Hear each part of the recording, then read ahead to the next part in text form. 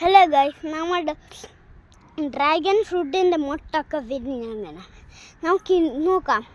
വരൂ, കണ്ടല്ലോ ഡ്രാഗൺ ഫ്രൂട്ടിൻ്റെ മുട്ടൊക്കെ വിരിഞ്ഞ് ഇതൊക്കെ വന്ന് ഡ്രാഗൺ ഫ്രൂട്ട് വരാൻ പോവുകയാണ് ഗൈസ്. നമ്മൾക്ക് ഒരു ഡ്രാഗൺ ഫ്രൂട്ട് ഇത്ര വരാൻ പോകും. പക്ഷെ ഞാൻ ഡ്രാഗൺ ഫ്രൂട്ട് കഴിക്കൂല.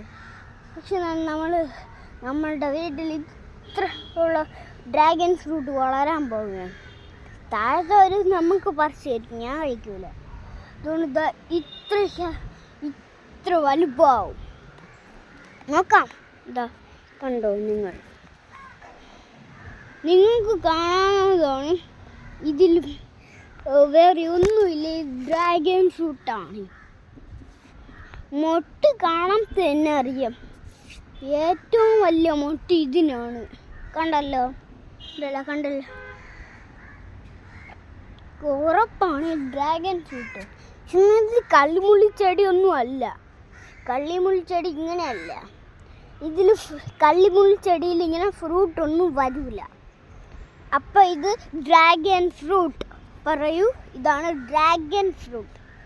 പേര് മാത്രം നിങ്ങൾക്ക് മനസ്സിലാവും. പക്ഷെ എന്നാലും കാണത്ത് നിങ്ങൾക്ക് മനസ്സിലാവോ ഇല്ലയെന്ന് എനിക്ക് തോന്നുന്നില്ല. എൻ്റെ ഒരു അനിയത്തിയുണ്ട്, എന്ത് ഫ്രൂട്ട്സ് പറഞ്ഞാലും എന്നെ പല നിറത്തിലുള്ള കളർ അടിച്ച് ചോദിക്കും. ഇപ്പോൾ ഓറഞ്ച് എന്ന് പറഞ്ഞാൽ റെയിൻബോ അടിച്ച് ചോദിക്കും. Okay, by.